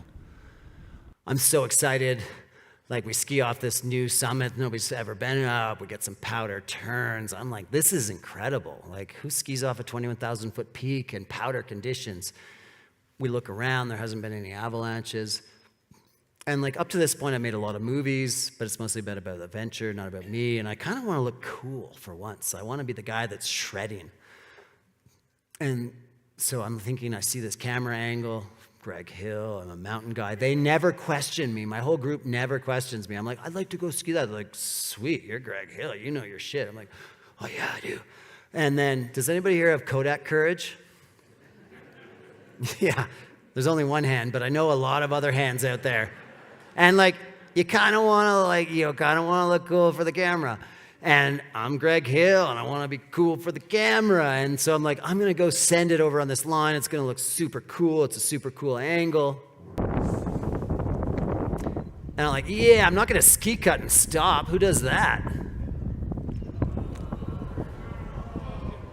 Yeah, breathe and believe, be calm, be calm, be calm, be calm. I got this. And then I got smashed. And like a doll in the dryer, over and over. It's crazy. Like, I don't know. It's tough to explain, but all of a sudden I get hit, and it's like over and over. It's like the whitewash in the ocean. You're like, oh my God, which way's up? And there's a big flash of light. I'm like, something happened. Over and over and over. Like, swimming. I got this. Craziness. And I'm like on top, and all of a sudden I'm on top. I'm like, oh my God, I'm on top. I got this. I'm like treading snow. And it's like liquid. It's liquid. I'm like, I got this. And all of a sudden, it's like, oh my God. It turns into like liquid concrete. And then I'm like, I'm about to get buried. And then I kind of get stopped, just like with my head out of the snow. And it's intense. I'm like, oh my God, I think I survived that. And I can't breathe. Finally, it melts, and I cough out this chunk of snow, and I start breathing. I'm like, oh my God, I made it. And here I am on the side. And where you saw me get caught by the avalanche was like way up top, if you could see my little red light up there. And it's like 1,500 feet of crazy tumbling. And like, I get really freaking lucky, for sure. I'm on the side. If I was down on the bottom here, it's like 30 feet of snow. Like, I got so freaking lucky. They ski down to me. I'm like, I'm okay. I think. And then, like, shoulder feels a little hurt, but I'm out. Like, my hands are out, and they come, and they start digging me out. I'm like, I'm okay. And then I'm like, it's weird. Like, I feel okay, but I can see, I should have taken that shoe off, but I can see the sole of my shoe. But I'm okay. My shoulder's sore. I think I'm okay. And they start digging out that leg, and all of a sudden it just like flops. Yeah, and like, totally shattered left tibia, like the whole thing's wrecked. But I'm in the middle of Pakistan. I'm like, okay, it's 1:30, I'll be okay. takes like an hour and a half to get rescued here. I'll be fine, right? That's what it takes to get rescued here. Like really, like today I saw the jets going over. They just come down and pick you up. Like you'd get picked up in seconds. Middle of Pakistan, not so much.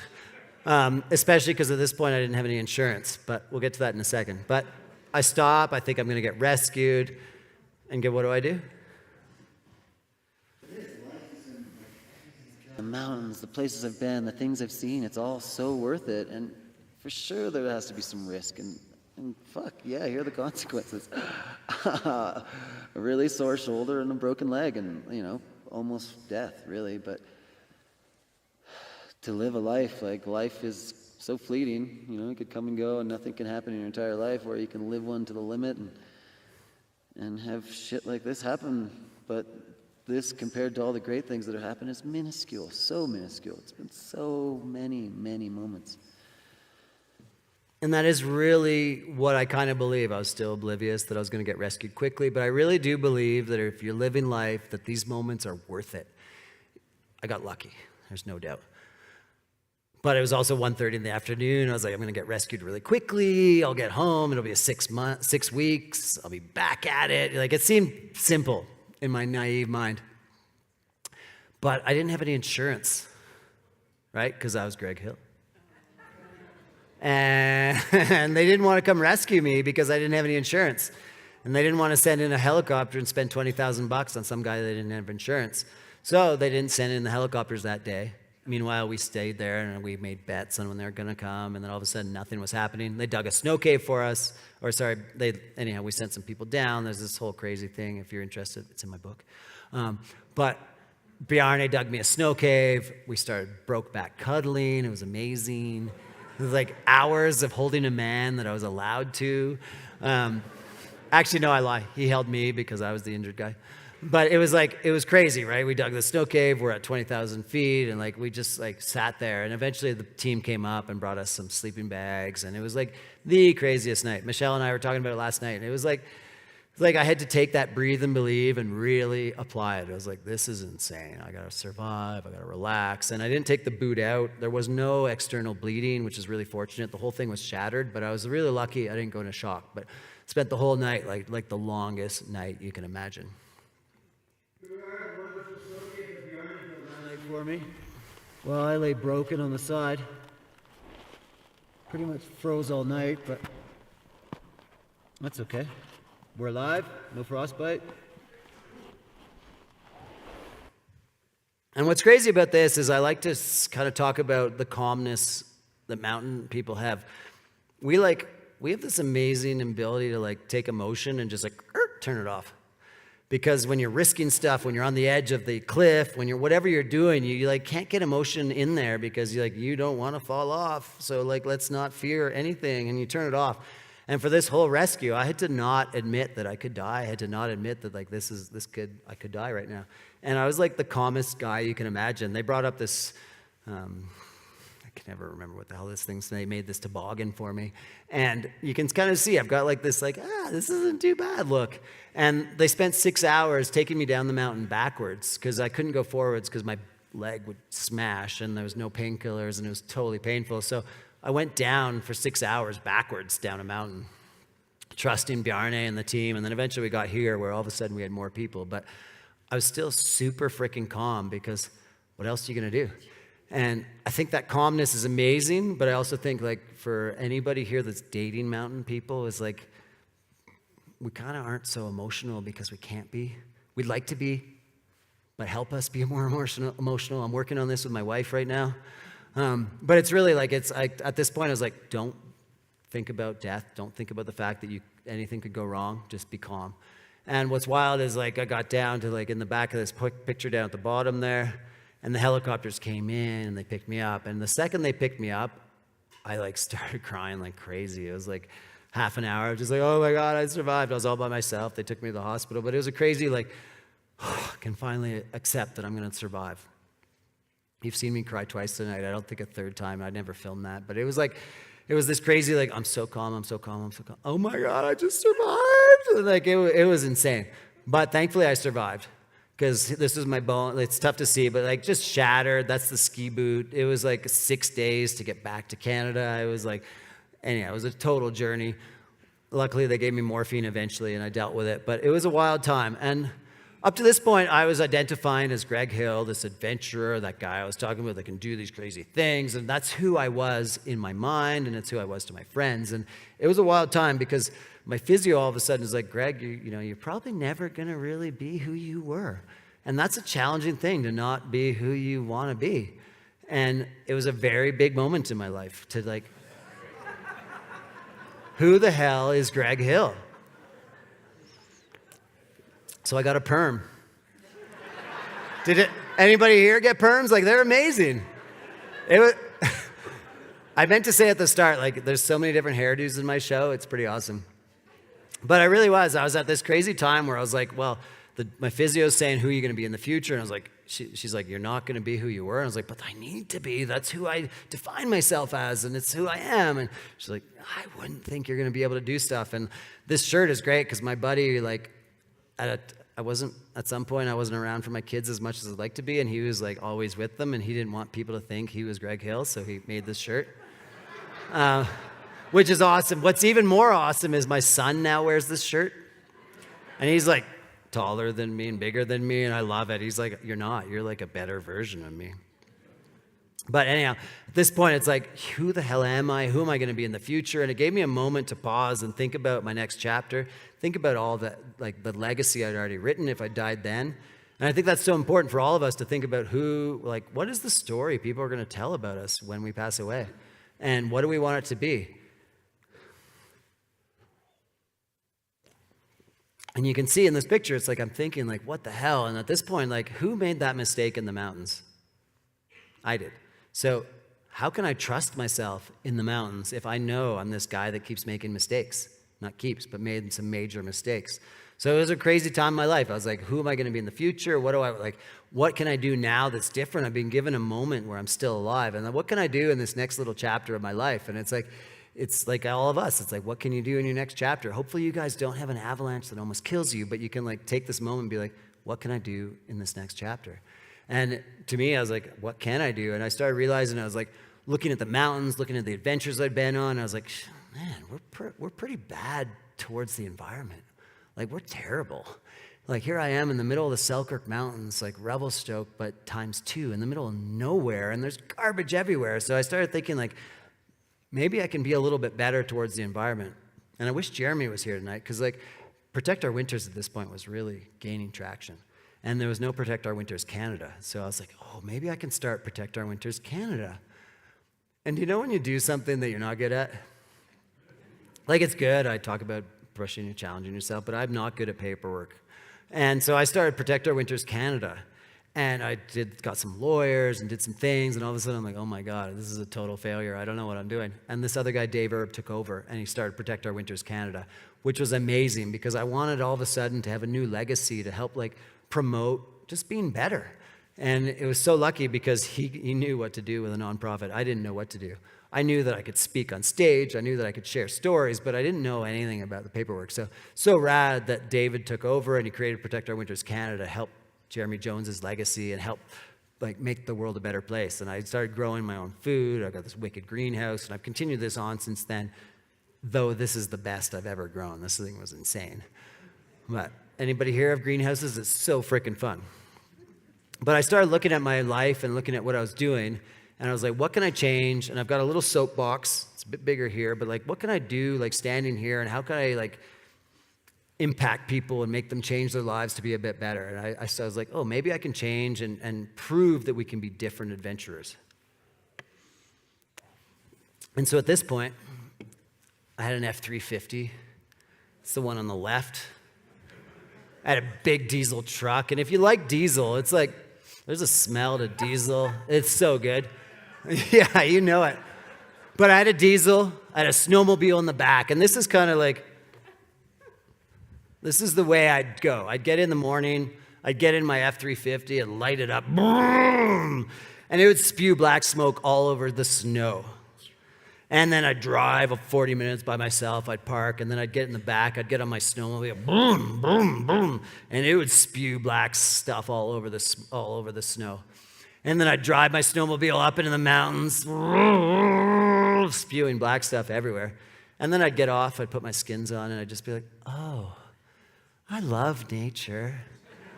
It like fills me. It's just like, oh, I love it. I'd like hug a tree. Keep touring. I'm like, this is like, nature's amazing, right? It's so beautiful. I love it. And then I'd ski down and be like, I'm so lucky. I love nature. I love powder. And then I'd get on my snowmobile. And obviously you can see what I'm talking about. It was like hypocrisy to the next level. So I was like, maybe I can prove that we can be sustainable adventurers. Maybe we can do more as an adventurer and just like prove that I don't need that F-350 to be the rad person in Revelstoke, that I could get this little electric car and do that. So all of a sudden, I changed my way a little bit and started adventuring in that little car. And I was like, I can do 100 summits and, prove that I can climb 100 different mountains, climb, ski, whatever, electrically and not use fossil fuels. I've lost my controller. Does anybody know where it is? Oh, thank you. It's intense up here, like I can tell you. Like it's like, breathe and believe, thank you. But it really is. And anyhow, so I was like, at this point, I was like, I can be perfect. I can like adventure better. I can do it better. I can eat health, like organic and vegetarian. I can be better. But I start like, what I learned through this is like, you look at this photo and there's plastic everywhere, right? It's like electric car. It's charged off water. It's great. Like the powder I ski on melts, charges a car. It's really cool. But there's still nothing great. And through this journey, I realized it was like, okay, environmentalism's cool. We can be better. We can't be perfect. But I wanted to be perfect. And then eventually I was like, okay, I climbed 100 summits, not perfectly. But I realized it's like the main goal with environmentalism is like, we don't need one perfect person, not that I ever was, but we need many imperfect people. And if we all do little steps, we can make some change. And that was kind of my learning there. I did 100 summits. It was super cool. It was super fun. But it's like, let's just be a little bit better and be better. And what I think about, what's cool about life is like, we can keep making that next chapter different. We can keep evolving. I was endurance Greg, and then all of a sudden I was environmental Greg, and like, I wanted to prove to my physio that I could be an endurance Greg again, but I could change. So environmental Greg was awesome. And then I became something totally different. I was like, at this point, that Greg Hill guy, like every time I go ski touring with people, they're like, you're Greg Hill, you're gonna break trail, you're gonna make all the decisions, you're gonna do these things. And when you've been doing that for 15 years, it's kind of tough to keep being that guy. And like, I think evolving in who you are is so important. So I keep evolving. I'm like, I can't be Greg Hill all the time. I'm like, I don't have the energy anymore. Like, he was so energetic. So I, all of a sudden, a couple of years ago, I was like, screw this. I'm going to become a snowboarder. Yeah, exactly. Not only that, I'm going to take a total name, and I called myself Shreggy. Dyed my hair blonde, and I was like, this is the new Greg. He's Shreggy. And climbed, I snowboarded off Mount Whitney. I did so many rad things, and today I was snowboarding. It's who I've become because it's a whole new me, and it's challenging. I'm evolving. It's like, you want to evolve because life is about evolving. It's not about staying the same, and I love it. It's like, it's so fun. I'm not good. I'm getting better, and every day I get better because skiing, 49, I'm not getting better. It sucks. But snowboarding, I can get, what? I didn't hear him. I didn't hear you, but I do love skiing, and I still love the 40 years I've put into becoming good at skiing, and it's amazing. But snowboarding for me is like every day I go out and I get better. Today we went touring, and I was like, every slash, I was like, oh yeah. And then I was like, go slower, relax, like learning to become Shreggy. And it's so fun. It's so fun to be. And then when I go out, like today, my pants were a little dorky, but typically when I'm Shreggy, I have like big pants. And I got like a different swagger. And he's not a public speaker, so you won't meet him. But like, it's a totally different me. And it's fun to evolve somebody that's different, And like, I think that's what the amazing thing is life. Like, I challenge you guys to look at your lives and make your next chapter. And it can be totally different. Like, this is not me. This is Shreggy. Like, this is a new chapter for me. But one of the ways to accomplish goals is to write that stuff down. Journal. Because an idea is great, but you write something down and it becomes a little bit more real. And then you share it, becomes even more real. Then it's like, you just told somebody that you wanted to do something. And then you're like, might have to do that. And I love writing stuff down. I've smoked a lot of weed in my life. And about in September, I wrote down, I will not ingest weed till I turn 50, which was 15 months or 16 months after that. And I wrote it down, and that was powerful. But then I shared it with somebody, and it's like, there's no way I'm going to smoke any weed or ingest any weed till I turn 50 because I've shared that idea to people. And it's so powerful. Like if you have a dream, remember that dream of when you're 3 or when you're 18, but write it down, share it, and it becomes so much more real. And I love it. Like when I was 18, note to self, July 24th, 3:30 a.m. I probably was partying. I don't really know what I was doing. But all of a sudden, if you can look within yourself, I wanted to write a story when I was 18. If you can look within yourself and pull out a story of value. I've lived a full, varied life at 18. Look back, embellish, season, elaborate, create a character who looks at the stars. I love looking at the stars, but what I love about this is I wanted to write a book when I was 18. I finally got it out when I was 48. And what I love about this too is when I was 18, I don't have my book, but it's the first 20 pages. I've lived a full, varied life at 18. I didn't have much to write about then. But what I love about this is that I wrote that stuff down. And then even then, I knew that at some point I was going to write a book. And it's super fun to finally have written a book. It's been an endless dream of mine to be one day I got a book. And it's life is about that. It's dream about something, write about it, and make it a reality because that's so important.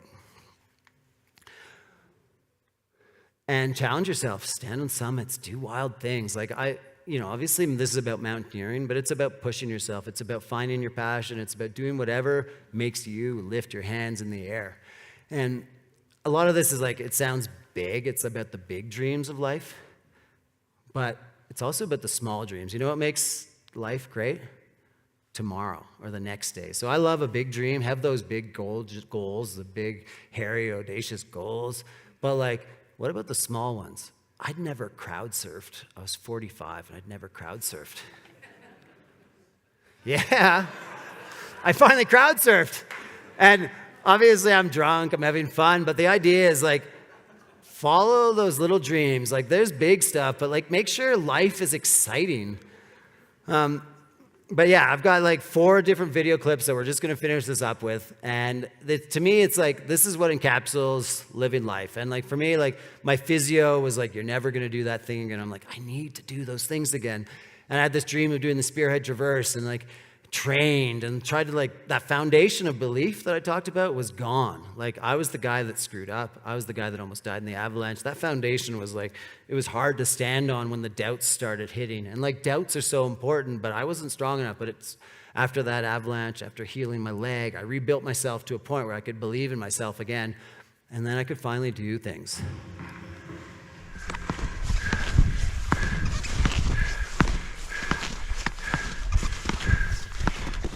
Just breathing and believing. So many doubts that come and like waves. You just have to say, no, I've got this. I'm gonna gently keep moving. As long as I don't take a lot of breaks, we're gonna get up here.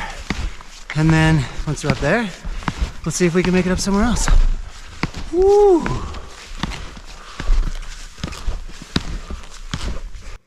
So it took me about 6 or 7 years to get fit again, to push myself, to get to the point where I could really know that I was pushing. And my 100% is not what it used to be. But pushing yourself is the goal. And this is the Spirit Traverse. I've wanted to do, there's 22 summits on it. I've always wanted to do it in one day. And I've never done it. But this day we went out, we did 16 summits in a day. It was a 19-hour day. It was amazing.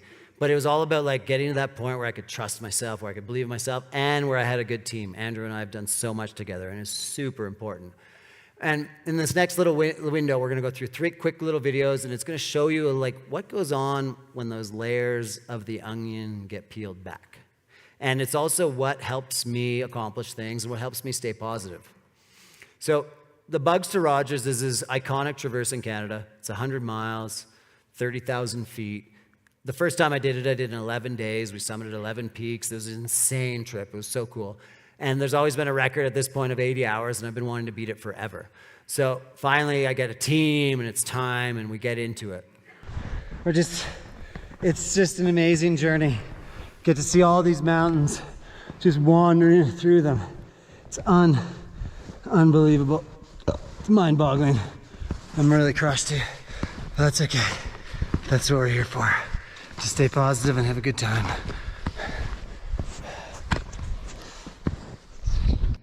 And to me, I was showing you that like positive thing. Like you can be positive if you choose to be, because life is amazing and we have these opportunities and we're lucky people to do whatever we dream of. And like it's amazing. And I keep thinking like that is what drives me. It's the fact that like you peel back all those layers and I'm like, it's freaking amazing that I can do this. Yes, I want approval. Yes, I want acceptance. But really, life is amazing. And the doubts, I kind of like having these doubts and then overcoming them. Like I doubt a lot. I doubt that I'm gonna have it. Because it's been years since I've done anything this big. Well, actually, I've never done anything this big. So, it's enjoyable to have this unknown pressure. Like, can we actually make this happen? I don't know. I'm tired right now. We're a quarter of the way in. And if you're doing something that is pushing you, you're going to be doubting. That's awesome.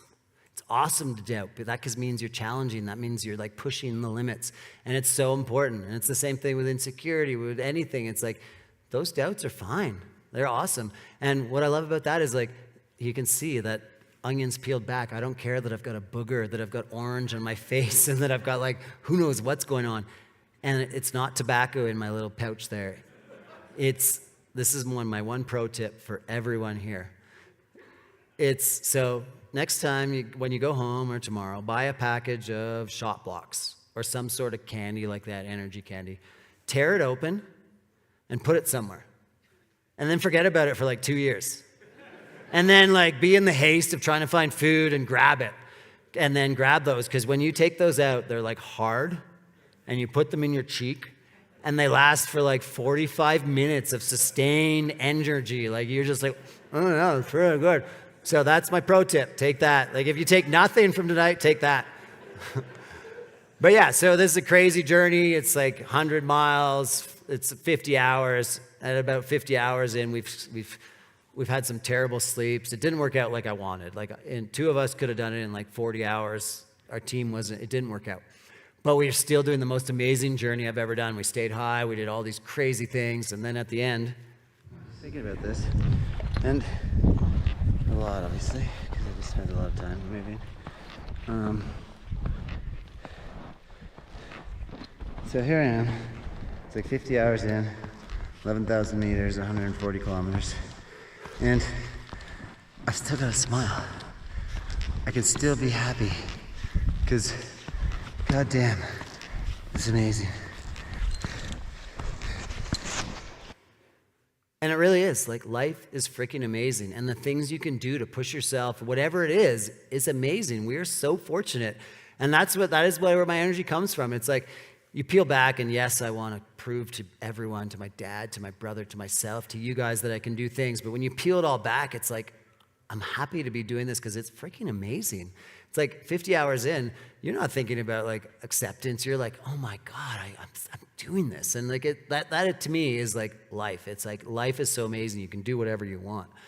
And I think back to like little insecure Greg. He's like, I don't know what I want to do, but I want to do something great. And then like you get to a point where you like live this wild life, and you're like, yes, life is incredible. And like that is my challenge to you. It's like, make this next chapter whatever you want. Make it the most fulfilling possible, because life is really brief. You could be walking across the street tomorrow. You could get cancer. Like I don't want to get dark, but like life, it's brief.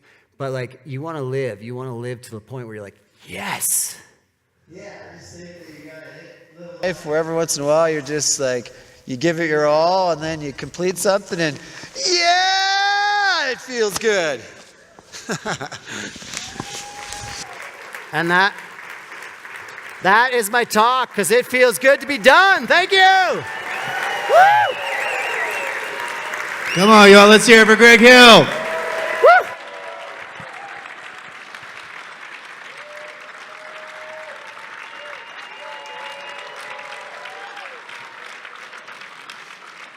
All right, Greg will be hanging out afterwards. Come and meet him. We're selling copies of his book that he's happy to sign for you, and we'll see you back here on February 7th with IFMGA icon Angela Haas. Pray for snow.